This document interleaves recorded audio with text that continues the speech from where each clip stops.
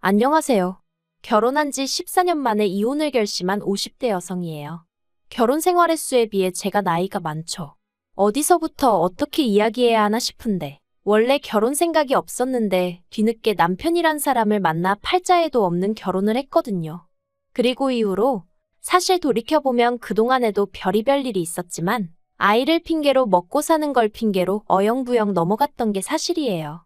뒤늦게 한 결혼이었던 만큼 남들 눈에 잘 사는 걸로 보였으면 싶어서 어떻게든 이혼만큼은 피하고 싶기도 했고요.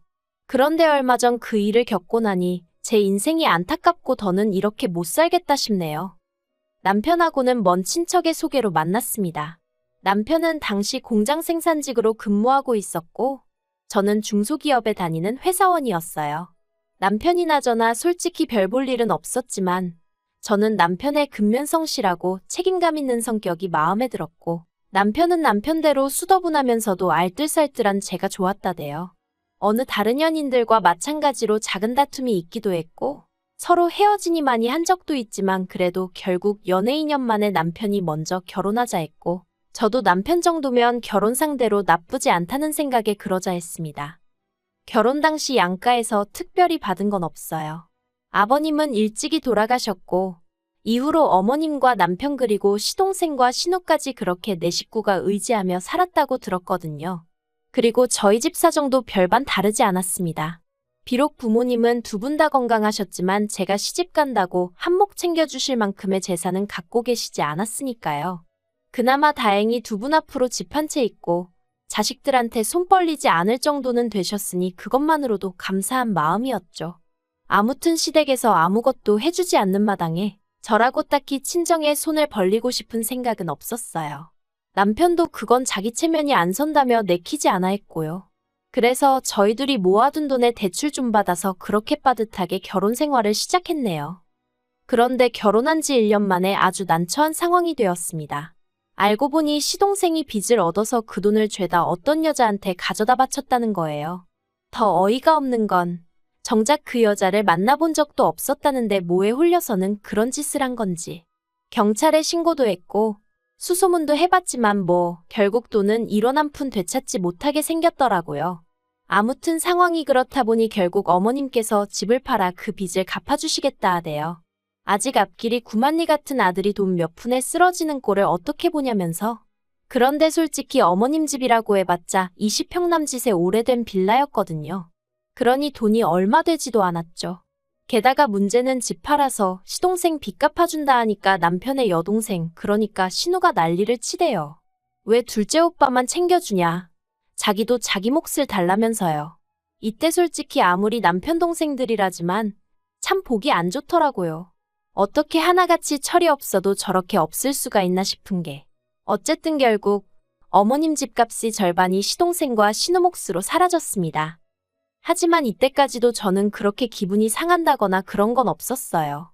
어머님 재산이니 어머님이 누구에게 주시든 어떻게 쓰시든 제가 상관할 바가 아니라고 생각했으니까요. 다만 한 가지, 마음에 걸리는 일이 있었는데 저렇게 다 퍼주시고 나면 어머님은 어디서 어떻게 생활을 하시려고 하나 하는 거였죠. 실제로 집을 팔고 나서 갈 곳이 마땅찮아 이모님네 며칠 계시다 저희 집에 와 계셨거든요. 그런데 남편 말로는 발품 팔고 하면 왜 집을 못 구하겠냐며 걱정 말라고 큰 소리를 치대요. 하지만 결국 제 걱정이 현실이 되고 말았죠. 어머님이 저희 집에 와 계신 지 어느덧 한 달쯤 되던 때 남편이 저더러 할 말이 있다고 하더니 일단은 미안하게 됐다면서 자기가 아무리 알아봐도 어머님이 혼자 지내실 만한 곳을 찾기가 어렵답니다. 솔직히 아무리 서울이 아니라고 해도 4천만 원 남짓으로 집을 구한다는 게 쉽지 않을 거란 걸 전 진작에 알고 있었거든요. 그래서 남편의 말에 크게 놀라진 않았어요. 오히려 그럼 그렇지 싶었달까요. 하지만 문제는 뒤에 이어지는 남편의 말이었습니다. 남편이 어머님도 이제 우리 집에서 생활하시는데 익숙해지신 듯하니 당분간 이렇게 살면 어떻겠냐 했거든요. 솔직히 남편이 이렇게 물어오면 어쩌나 생각을 못했던 건 아니에요. 하지만 그런 생각이 들 때마다 애써 현실 부정을 하곤 했었는데 진짜 남편 입에서 그 얘기가 딱 나와버리니까 한마디로 눈앞이 깜깜하대요. 하지만 결국 어쩔 도리가 없었습니다. 돈이 없다는데 무조건 싫다 안 된다 하며 어머님더러 나가시라 할 수도 없고. 그래서 일단은 저희가 애가 없었으니 나중에 아이방으로 쓰려고 했던 방을 어머님께 내어드렸어요. 그리고 남편에게는 나름대로 노력하겠지만 그래도 나도 직장 생활을 하니까 어머님이 살림은 좀 도와주셨으면 좋겠다고 솔직히 얘기했습니다. 그랬더니 남편이 자기 어머니가 그래도 그렇게 꽉 막힌 분은 아니라며 걱정하지 말라고 하더라고요. 그리고 실제로 처음 한두 달은 제가 출근하고 나면 어머님이 집안일을 좀 해주시더라고요. 다만 어머님이 연세도 있으시고 저랑 생활 방식도 다르다 보니 어쩔 수 없이 부딪히는 부분이 생기기 시작했어요.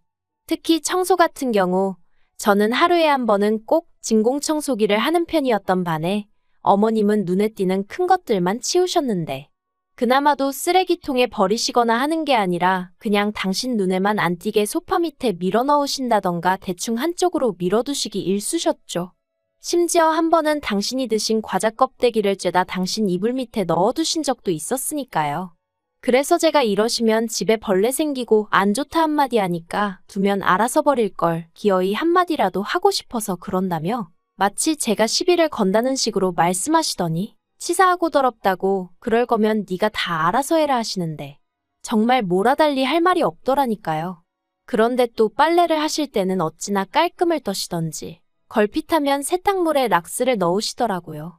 전 처음에 왜 제 옷들이 얼룩덜룩해지는지 이해를 못했는데 알고 보니 온갖 빨래를 죄다 같이 빠시면서 거기다 락스를 들이부으셨던 거죠. 더 황당한 건 정작 어머님 옷을 빨 때는 안 그러셨다는 거예요. 그리고 그런 일이 몇 번이고 반복되고 나서야 어머님이 살림하기 싫다는 걸 그런 식으로 시위하셨다는 걸 알겠더라니까요. 하지만 남편에게 이야기를 한들 남편은 오히려 제가 어머님을 모함한다는 식으로 오해를 할 뿐이었고 그러니 저도 더는 남편한테 하소연하고 싶지 않더라고요. 그래서 이후로는 그냥 제가 되는 대로 청소도 하고 빨래도 하고 그렇게 살림을 했어요. 힘들어 안 되겠다 싶은 날은 남편한테 하라고 시켰고요.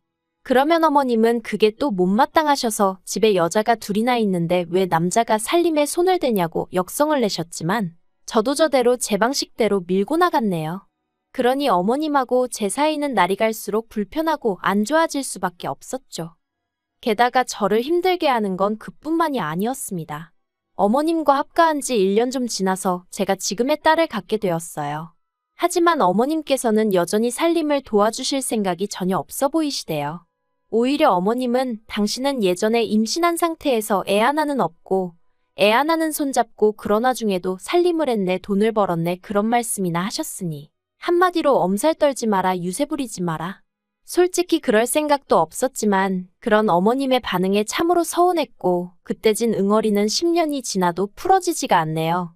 아무튼 그래도 다행히 그때 제가 다니던 회사 사장님이 저를 워낙 좋게 봐주셨거든요. 그래서 마음 편히 애 낳고 오라고 해주셔서 덕분에 1년 반 후에 회사에 무사히 복귀할 수 있었어요. 그리고 제가 회사에 안 나가고 집에 있던 그 시간 동안 무슨 일이 있었는지는 구구절절 얘기하지 않겠습니다. 한마디로 지옥 그 자체였거든요. 그래도 제가 한 가지 어머님께 감사하게 생각하는 게 있다면 저희 딸이 어린이집 가기 전까진 그나마 어머님 덕을 봤다는 거예요. 물론 공짜는 아니었어요. 전 좀 어이없다고 생각하는데 솔직히 처음부터 어머님을 모시기로 하고 제가 결혼을 한 것도 아니고 어쩌다 보니 어쩔 수 없이 어머님을 모시게 된 상황에서 어머님한테 고생한다 수고한다 한마디 못 들어봤었거든요. 생활비는커녕 저 뭐라도 하라고 단돈 10,000원 주신 적도 없으시고요. 제가 돈 10,000원이 없어서 이런 말을 하는 게 아니라 솔직히 제 친구들은 시어머니가 이거 사주셨다 저거 사주셨다 별자랑을 다 하던데 저는 그쪽으론 참 복이 없었어요. 그리고 그런 와중에 제가 아이를 두고 출근을 해야 하는 상황이 되었을 땐 그래도 솔직히 이번만큼은 어머님이 도와주실 거라 생각했어요. 그리고 당연히 얼마라도 챙겨드릴 생각이었거든요. 그런데 어머님이 먼저 얼마를 줘야 애를 봐주겠다고 말씀을 하시더라고요. 사람 말이라는 게 아다르고 어다르다는데 기분이 영 별로대요. 게다가 어머님이 부르신 액수가 제가 생각한 액수보다 훨씬 높은 거예요. 그나마 이 부분은 남편이 어머님한테 사정사정해서 좀 깎았지만요. 그래도 어쨌든 덕분에 회사 계속 다니면서 돈 벌고 애도 잘 커졌고 그래서 감사하게 생각하고 있네요.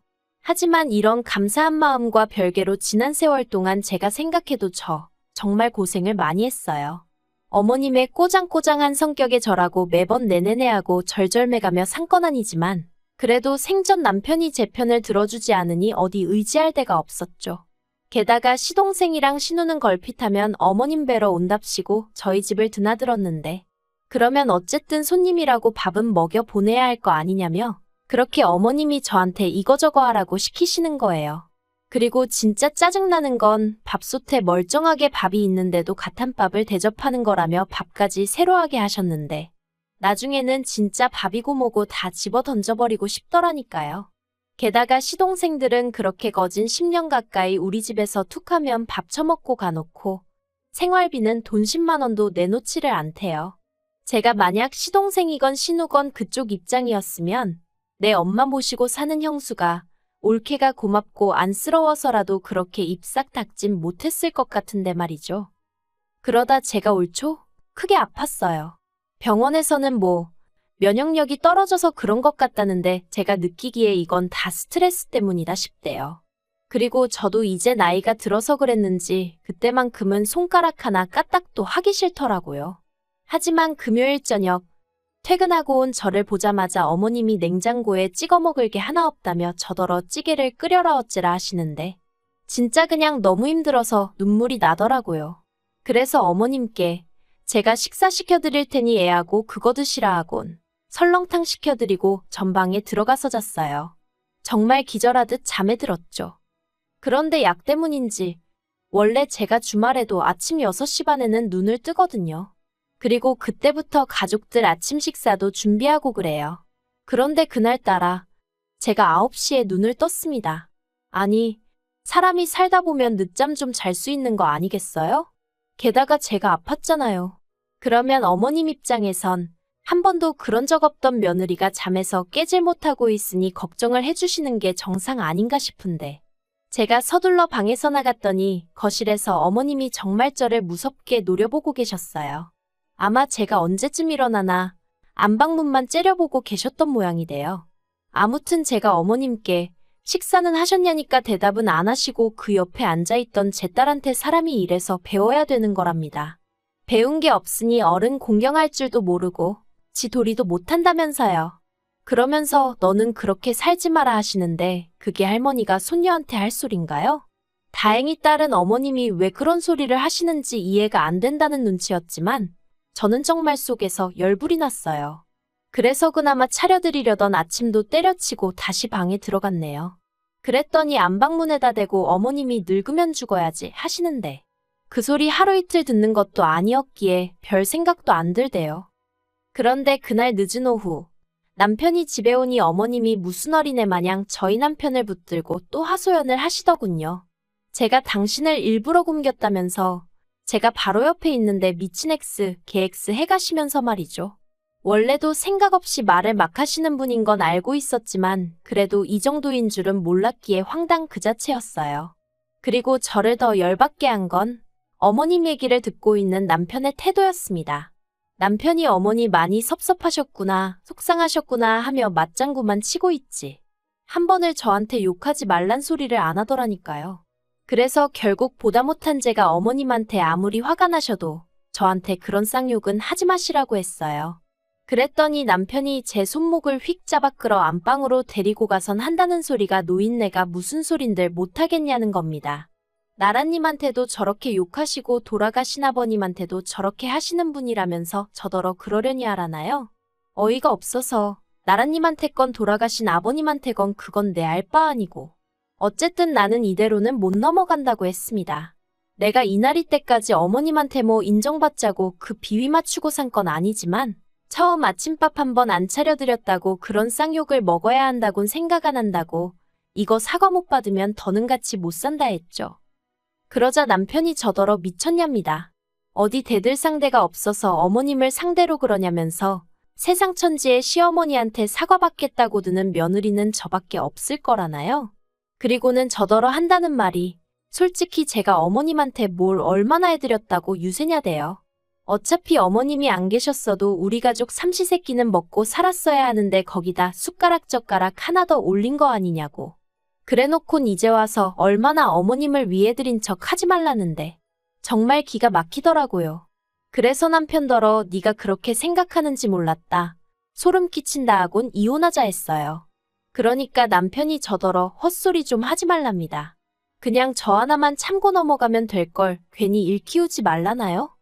그리고 솔직히 이후로 또 몇 달 동안 이혼 생각을 하면서 정작 행동엔 옮기지 못하고 있었어요. 가장 마음에 걸린 건 아무래도 딸하고 돈이었죠. 딸을 제가 키우고 싶은데 그러면 살 곳도 마련해야 하고 어쨌든 제가 직장이 있긴 했어도 이혼하고 나면 수입이 반토막 나는 거니 그걸로 둘이 살 수 있을까 걱정도 되었고 그래서 이도저도 못하고 있었거든요.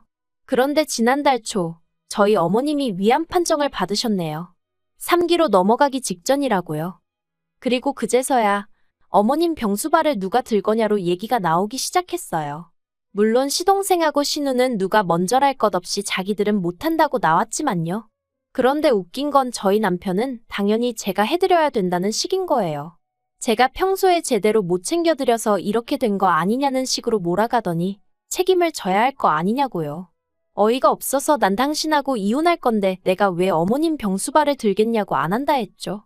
그러자 남편이 그때부터 하루는 저를 달랬다가 하루는 윽박을 질렀다가 아주 난리도 아니대요. 그렇지만 저 솔직히 저희 어머님 위암 걸린 거 인간 대 인간으로 안타깝긴 한데 며느리로선 하나도 불쌍하지 않아요. 고소하다.